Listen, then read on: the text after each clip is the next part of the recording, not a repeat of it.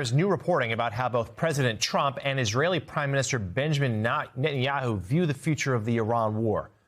Axios is citing three sources who say the two leaders discussed a new effort to reach a deal with Tehran in what was deemed a difficult call on Tuesday. MS Now has confirmed the call took place.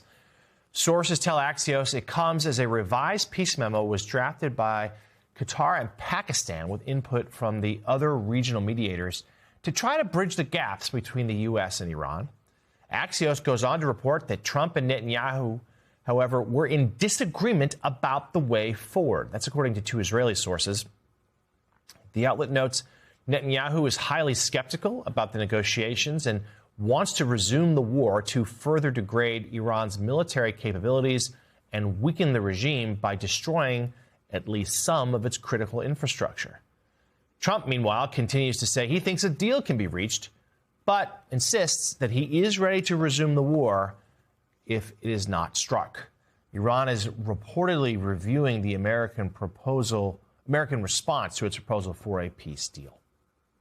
So Vice News editor-in-chief Shane Smith is in Tehran as one of the first Western news crews to make it into the country since the war broke out in February. He filed this report for us just moments ago. We just got pushed along, so we have to go quickly. We got pushed along by the secret police. We just actually got thrown out of our hotel rooms, which is news. Why? Because the Pakistani government and army just came in and took the two top floors of the hotel, kicked everybody out. Why is that important? They're here to negotiate.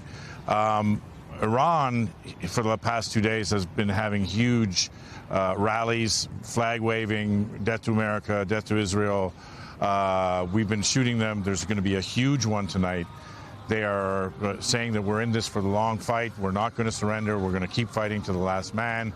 A lot of rhetoric, a lot of flag waving, a lot of propaganda saying that this fight's going to continue. However, the Pakistani arrival of their delegation, which we're being witness to, is actually very important because it means they are negotiating. They're negotiating through the Pakistanis, through their military, who have just arrived here, which means negotiations will continue. We got here and we were worried that there would be some attacks. There was a lot of military movement. We haven't been allowed a lot of movement around because of the secret police. Not allowed to film anything military, vaguely military. So we were hearing that something was going to happen, but that Saudi Arabia, the Qataris, the Emiratis had sort of intervened. But now the Pakistanis have just arrived. So hopefully, over the next few days, there's going to be some movement towards some kind of peace deal and hopefully the end of this conflict. That was Vice News editor-in-chief Shane Smith reporting for us from Tehran. And Peter Baker, the future of these negotiations remains murky. Exactly what they're going to look like and who will participate. But I think one thing that is clear, and we've seen this for a few weeks now, and that it seems like it really burst into the open with this call yesterday, is that Prime Minister Netanyahu and President Trump may not be aligned on what the next steps of this conflict could look like. Netanyahu seems far more inclined to resume hostilities.